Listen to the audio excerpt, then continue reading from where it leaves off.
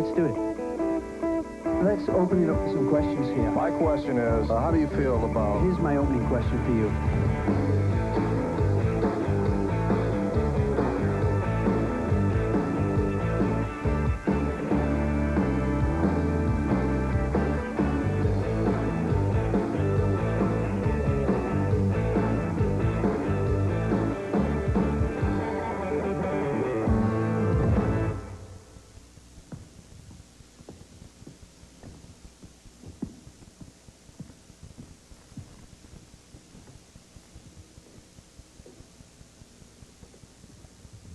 Hello, I'm Graham Nash.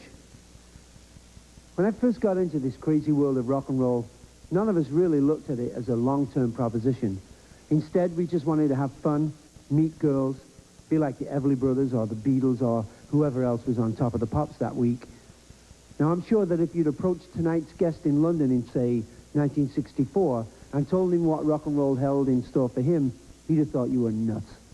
Like a lot of us, Mick Fleetwood may have had big dreams back when he started, but it's safe to say that he wasn't seriously dreaming about selling tens of millions of records or making and spending tens of millions of dollars, or holding together one of the biggest, stormiest groups in pop music for some 20-odd years. Back then, Mick did what Eric Clapton and lots of other British musicians did. He joined John Mayall's Blues Breakers, and he played the blues. And then he and some other blues breakers formed Fleetwood Mac and quickly became one of the blues scene's most promising bands. But for years, the going was rocky. The band's leader joined a commune and then quit. One of the guitarists said he was going shopping, joined a religious cult, and never came back. Another refused to go on stage and had to be fired. His replacement had an affair with Mick's wife, and he also was fired. Fed up with the changing personnel, their manager hired a whole new group and called them Fleetwood Mac and set them on the road. And finally, when things looked bleakest, Mick heard a record from a pair of California songwriters. Lindsey Buckingham and Stevie Nicks, he decided, might be just what Fleetwood Mac needed.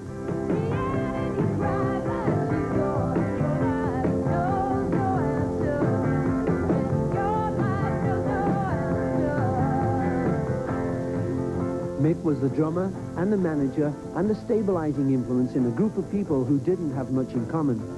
But he didn't do so well with his personal finances. He made millions, but he also ran up huge bills buying real estate and traveling to Africa to record a solo album.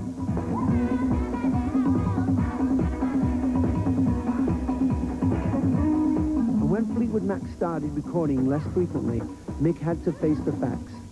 He might be able to manage the band and keep them together, but on his own, he went bankrupt, and it was time to start from scratch. Since then, Fleetwood Mac made 2 more albums. Mick recorded another solo album, his finances improved, Lindsey Buckingham quit the band, and Mick found 2 more members to replace him. And one more thing, Mick has written a book. Now let's see if he can keep Fleetwood Mac together after they read what he has to say about them.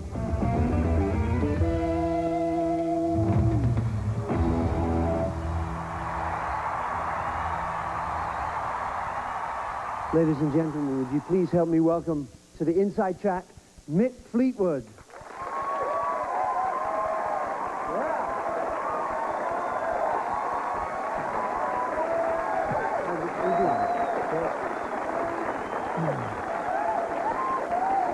How nice, nice and warm. Yeah. A hot day. Do you have a title for your book? Yes, it's called Fleetwood, My Life and Adventures with Fleetwood Mac. Stevie still in the band? Stevie is in the band, yeah. I got a quote from Well, Stevie. I bet you have. Yeah, I do. You're gonna love this. Now the seat is hot. Stevie says, "If you slander me, babe, I'll bury you. I will write down everything that you have ever done and put it out. I'll sue you for everything you have, and then again you will be poor and penniless, and then you'll be sorry." Oh, brutal. Does that make you worried at all? No, not at all. No? Are you kind to Stevie? Are you very kind. Yeah? Were you really honest in the book? Because Crosby wrote a book, and I know what he did, you know. Yeah, I know what it's like. Yes, I think there's always things that one chooses to put in or not to put in a book. When it comes to myself, I think I was horribly honest, yeah. Anything you left out that's going to come out in part 2? There well could be. Yeah. I mean, there literally could be. The saga is rather long, so to speak. Yeah.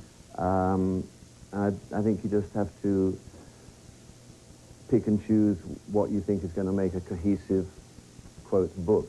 Did you have any pressure from the publishers to put really scandalous things in there? From time to time, but they soon gave up in terms of what they were going to get, because originally I was approached to do a book ostensibly just about Fleetwood Mac, and I said, no, if I'm doing it, I want it to be a book that encompasses, quote, my life from a child upwards, right. Which it is. Autobiography, then. Did you write it all, or did you have somebody help you? A very fine writer, Stephen Davis, put together what ended up being barrels of tape that we had, hours and weeks of working, and he's done a great job putting it together. And the gratifying part is that a lot of the rhetoric, which I was mumbling on about in various states of mind, flowed into the book. So it really feels, when I read it and when I read it, part of me, which is important. I think that's what happened with David's book, too. Carl Gottlieb, who wrote it with David, made Crosby sound absolutely brilliant. Absolutely. He did, I'm not kidding. A genius. A mere genius, yes.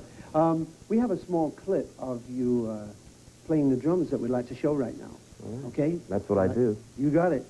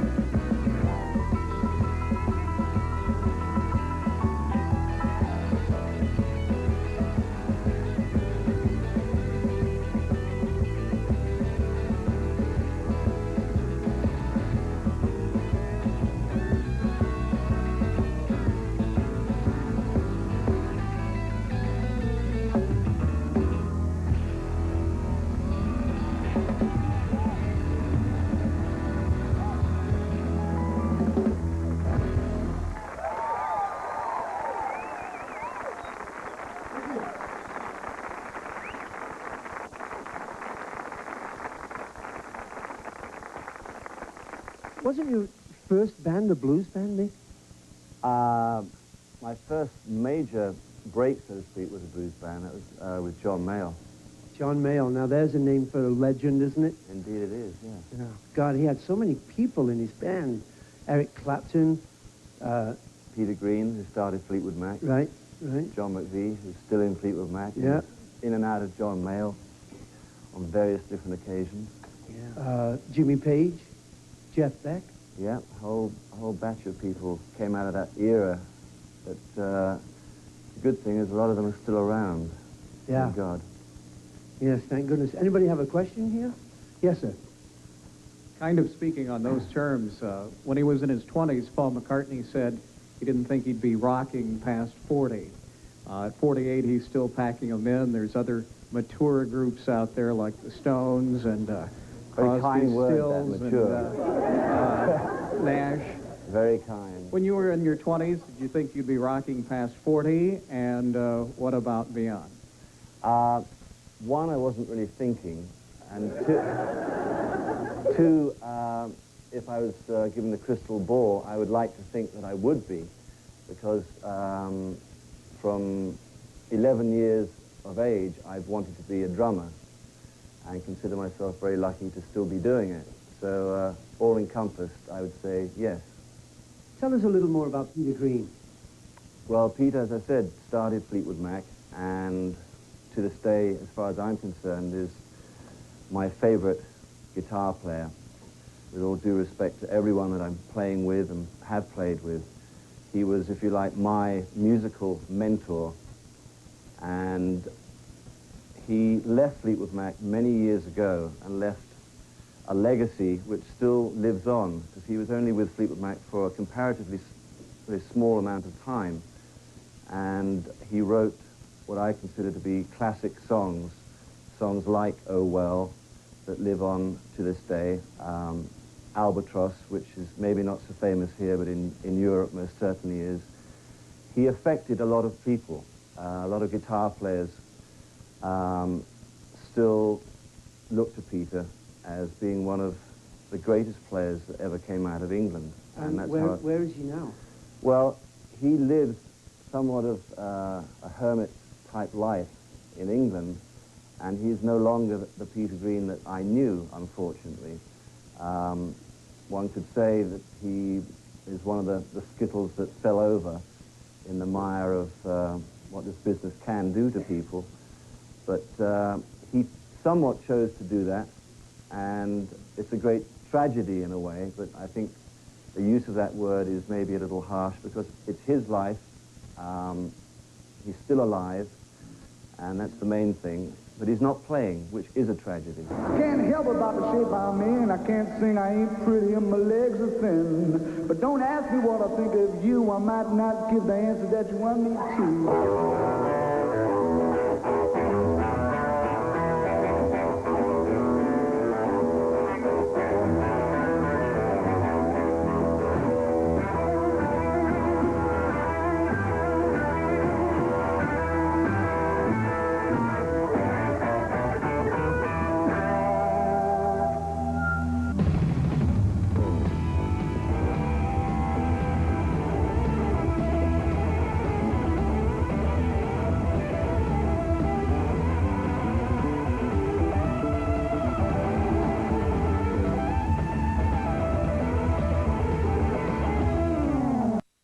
In your book, you mentioned that he didn't take that many drugs, did he, Peter? No, he didn't. I got a strange feeling. Peter was a very driven person. When he formed Fleetwood Mac, he knew exactly what he was doing. Exactly. And I think quite quietly, in a very humble way, he knew how good he was in terms of his humbleness. Is he still playing? He hasn't played in about 3 or 4 years that I know of.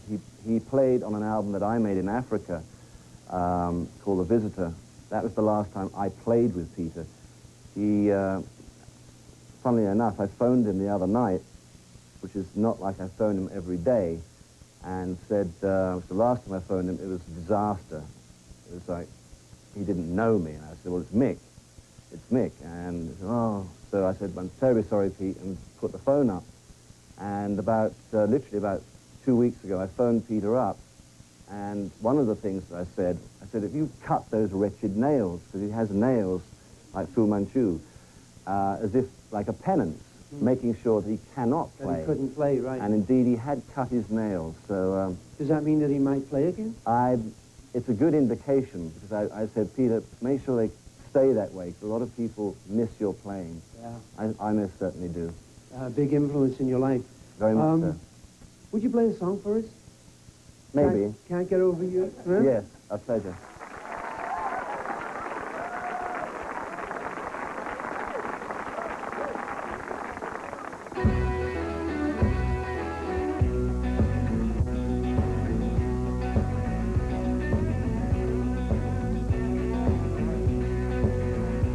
I've heard said before, if you don't care no more, gotta pick up tracks, don't look back, walk on out that door. I tell my friends it's easy, she's never on my mind. My life is so much better than that day I said goodbye. When I tell myself I'm free, I know I'm only foolish. No matter what I do to you, I can't get over you. I can't get over you.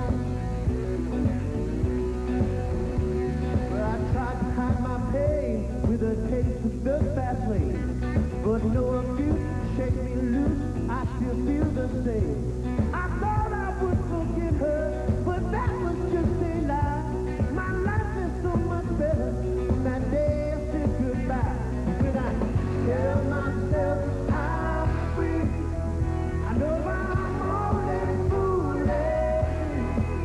'Cause no matter what I do, I can't get over you. Can't get over, can't get over. I can't get over you, baby. Can't get over, can't get over.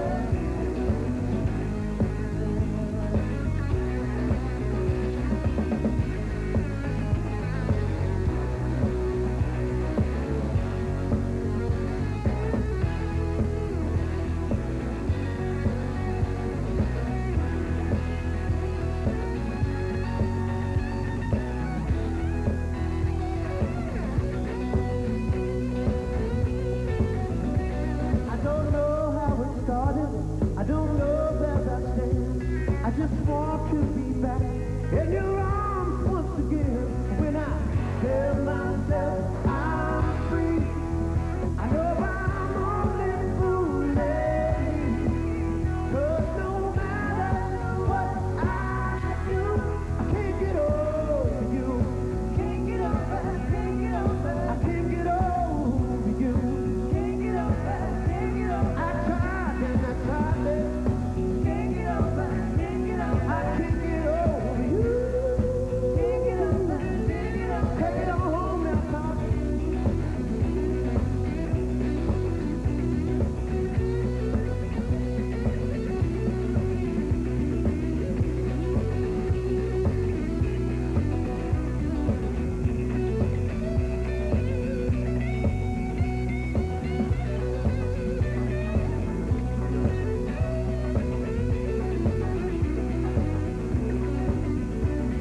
I can't get over you, baby. Can't get over it. No, I can't get over you. Can't get over it. Ooh, yeah. Can't get over it. I can't get over you. Let's take it home now.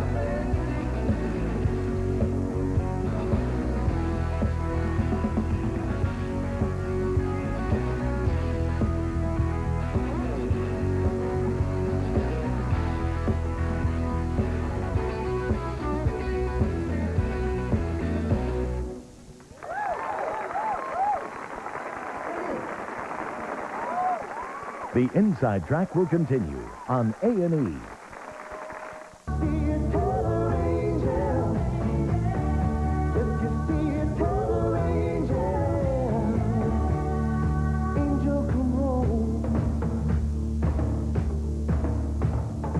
You, ma'am, you had a question you were telling me. Yeah, I have a two-part question here, and a little confusing. The first part is, did you get the zoo together because you needed money? And the other part is, are you clean and sober? Am I clean and sober? Are you clean and sober? I drink. Yeah. I do like to have a drink. Yeah. And I think in answer to the other question, it became almost academic, because Fleetwood Mac was not working at that point. And as a drummer, one gets very fed up, or I do, with not playing. And it's not the sort of thing you can do in your front living room. And I had a record deal and a record to make, and I met Billy through that process, which had a long-term payoff. He weaseled his way into Fleetwood Mac. And yes, in terms of that era, I was stone broke, but it wasn't the reason why I was doing it. But it became a great help through the process. Let's go to a different question right here. Who had a question here? You did. I'd like to know what Stevie Nicks is really like and how you really feel about her. What is she really like? Stevie Nicks is, I think, two things. One is what we all see of her on stage, and ostensibly that would mean you, because I only get to see the rear end of her, unless she turns round, and then I get another view, which is something else. But she's a dreamer. She writes incessantly and is very private. On stage, I think her whole demeanor has become something of what people expect her to be, what people dream of her to be, not always right. And all I can say is that as a private person, she is just that, very private, and likes to knit and write. In your book, though, you know, weren't you and Stevie kind of getting private together there for a while? Yes, we were, yeah. Yeah? We were in love at one point, yeah. That's got to be terrifying to be in love with somebody that's in your band. Think of it from my perspective. You would have to have a very large jar of Vaseline, I would suggest.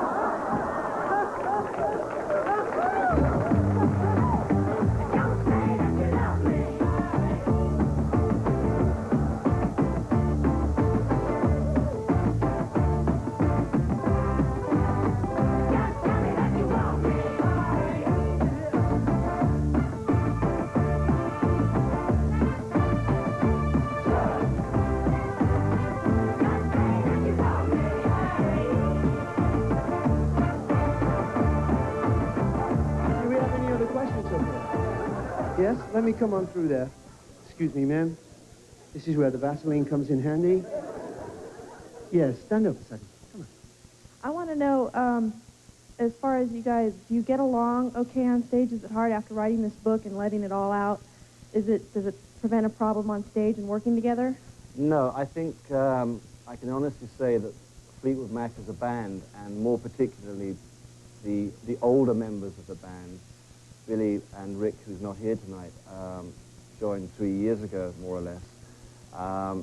But Christine, John, Stevie, and myself,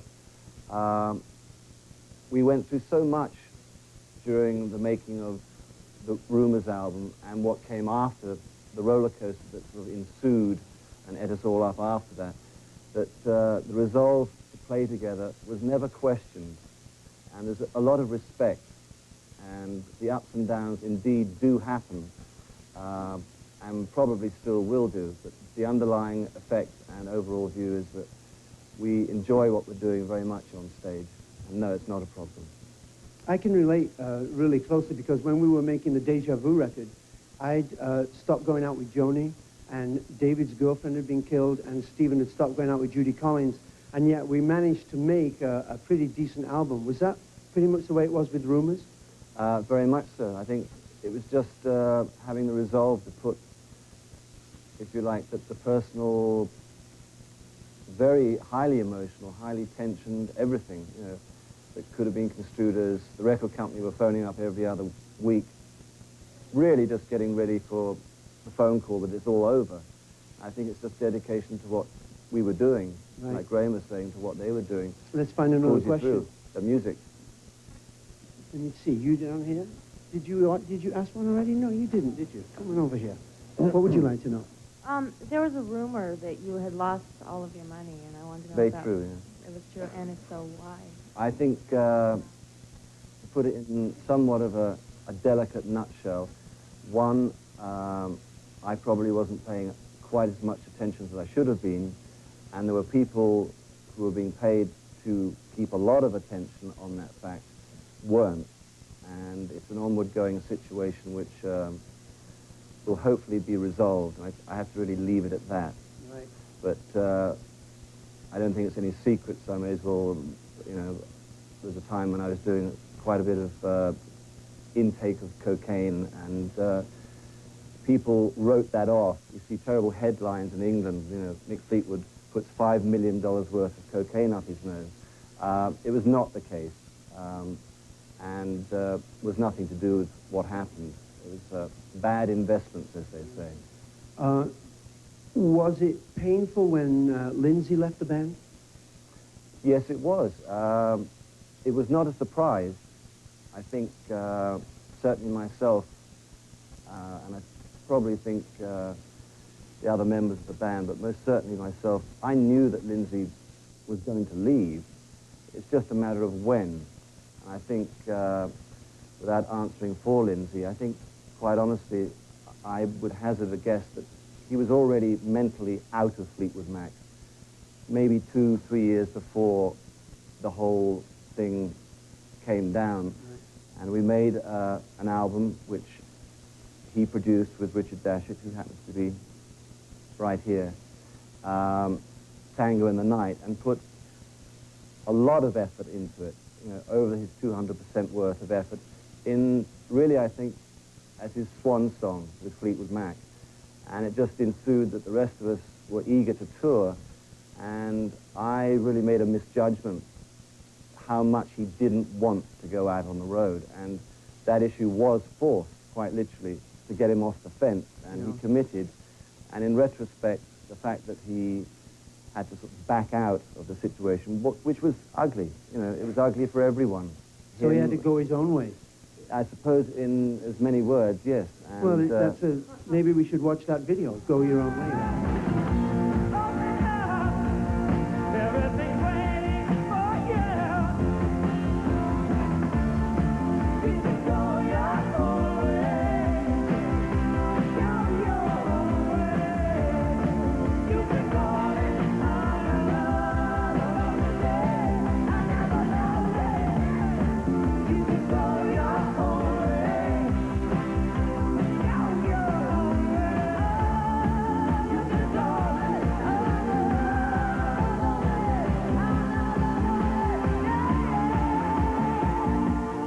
The Inside Track will continue on A&E.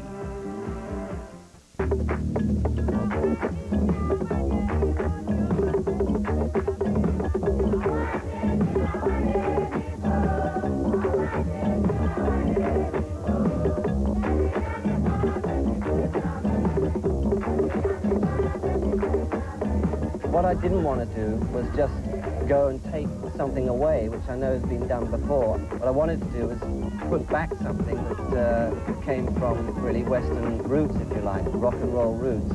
So it would be an interreaction between the two cultures and mostly between the two musical styles. We would work on their compositions and vice versa.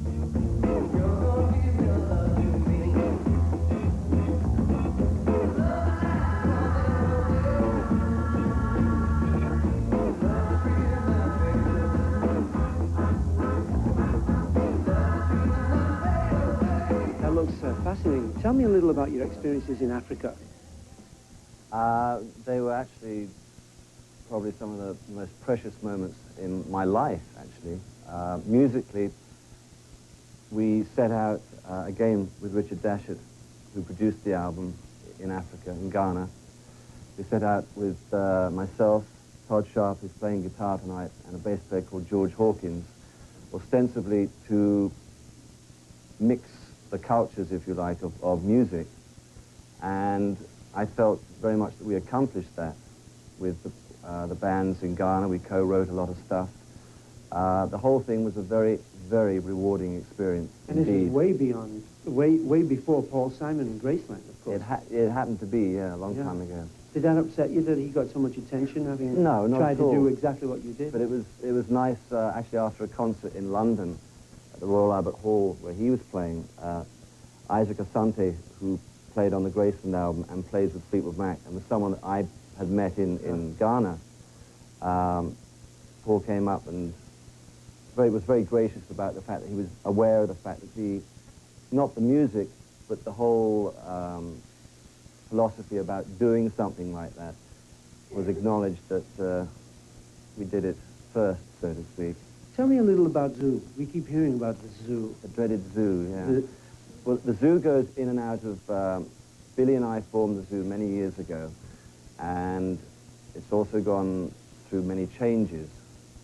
And a lot of... It really is what I consider a lot of fun.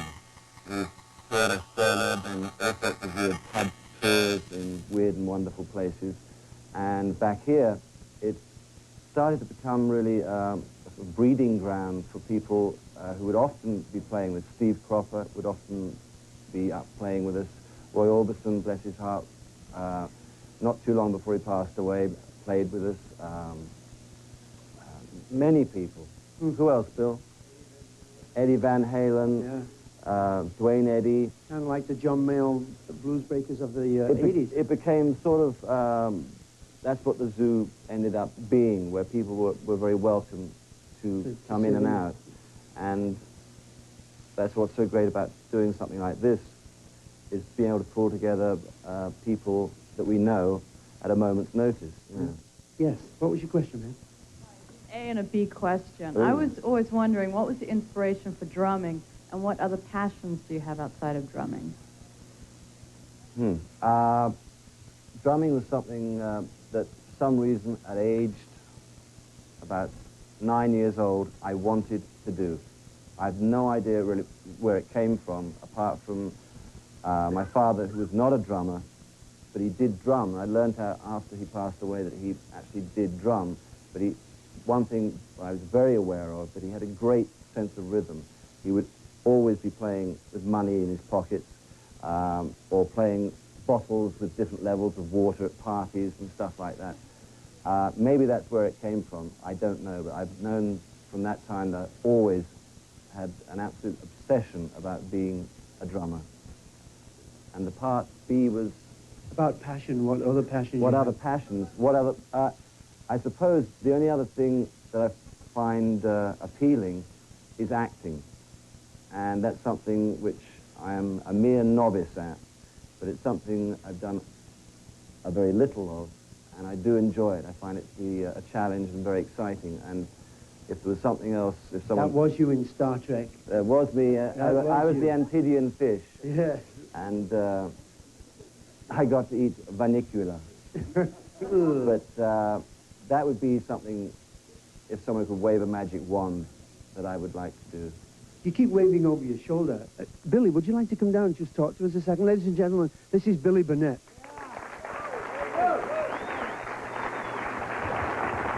How are you doing, Billy? Fine, thank you. How are you doing tonight? You're a really great singer, and I mean that. Oh, thank you very much. How did you two meet? We met, it was, I think, 1980 at a Dick Clark 25-year anniversary party. 81. And we sat at the same table. My cousin Rocky introduced me to him. Yeah, you have an incredible musical family, don't you? Yes, they go... Tell us a little. Well, they started off in the 50s. They were like the early pioneers in Memphis of doing some music they called rockabilly at the time. And started off in about 53, 54 with their bands, and Elvis and some of them guys were hanging around. And they had a lot of hits themselves. They wrote a lot of the Rick Nelson hits, It's Late, Believe What You Say, and had hits of their own. Like my dad, Dorsey Burnette, had Tall Oak Tree, Hey Little One.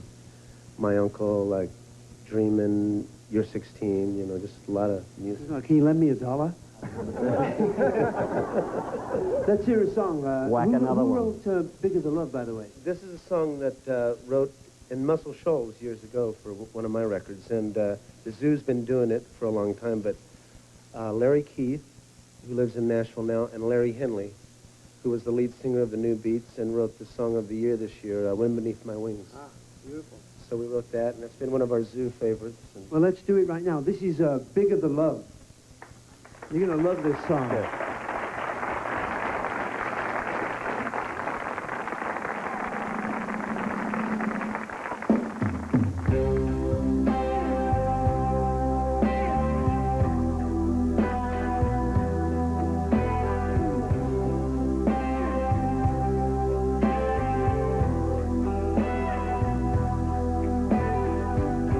There goes my baby walking out the door.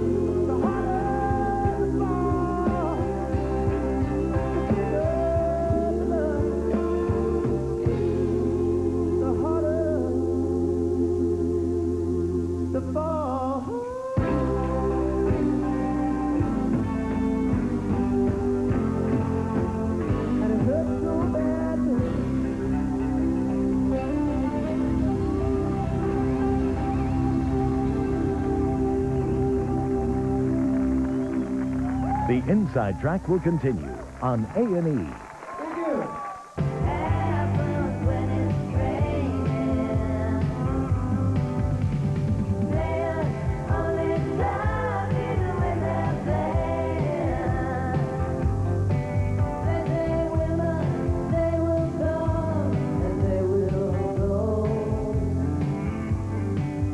Where do you see Fleetwood Mac going from here? Goodness me. Well, the fact that Billy Burnette and Rick Vito not just joined Fleetwood Mac as of nearly 3 years ago, believe it or not, but Behind the Mask, which is the album that's out now, was and is the first album that they've participated on. And it's something I love to do, is to play, and as long as the band is happy, I think that's the criteria of whether it continues. And if there are enough of us that are happy, it will continue. So I think you'll see a lot more of Fleetwood Mac in years to come. Anybody have a final question? Yes, hold on one second. Let me come right through here. It's a long way, Graham. Yes, indeed, Nick. Hi, I saw the recent show at Irvine Meadows, and I thought you all sounded great and played really well. But a lot of people, including myself, were really disappointed that you played too many. The show seemed to emphasize a lot of the rumors in the White Album and seems to neglect a lot of your 80s and even Behind the Mask. And I wonder if you're going to add more songs to the repertoire from Behind the Mask, because it's a great album. In answer to that, yes, we have. There's always a dilemma when an album first comes out. When we, for instance, did the Rumors album, we thought we had it hook, line, and sinker organized. And we organized a set which primarily consisted a lot of the Rumors album, and we'd already had, thank goodness, a hit album before that. And we walked on the stage in Kansas City, I believe it was, and more or less, give or take a shove or two, died a death. And we just had too many new songs. So to me, there's always a period of when you put new songs in, and if you do it too quickly, you can come unstuck there. If you do it too late, we get comments which are totally valid, like your own. But we have added more new songs. Anybody got a quick question? Yes. Are you very involved in the technical production of Fleetwood Mac records? How involved are you in the production? Technical, no. In terms of input, we all are as a band. Inherently, Fleetwood Mac has always been very involved in what we do, and give or take a moment or two in history, have been pretty much in charge of our own destinies. And musically, for instance, we all participate. Myself, as a drummer, I love being in the studio and working the technical part of things. If you're literally talking technical aspects, no, I'm not, but I suppose in a weird, perverted way, I become involved. This audience had a million questions, and some of them gave me quick association words that I'd like you to give me a real short answer to. You okay with that? Oh, yeah. The first one, marriage. Marriage is something which, from time to time, has always baffled me. How many times has it baffled you? 3 times. Greenpeace. Greenpeace is something which we as a band have become more openly involved in, and it's about time, which means it's about time that everyone did. Yeah, very good.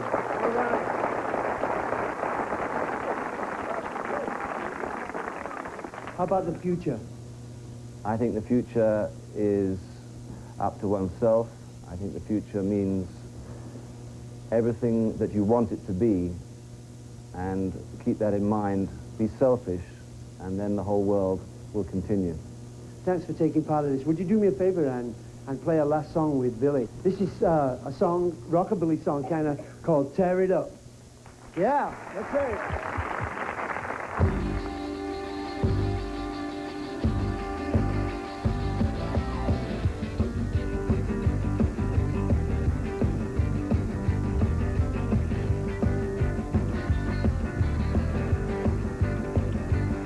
Come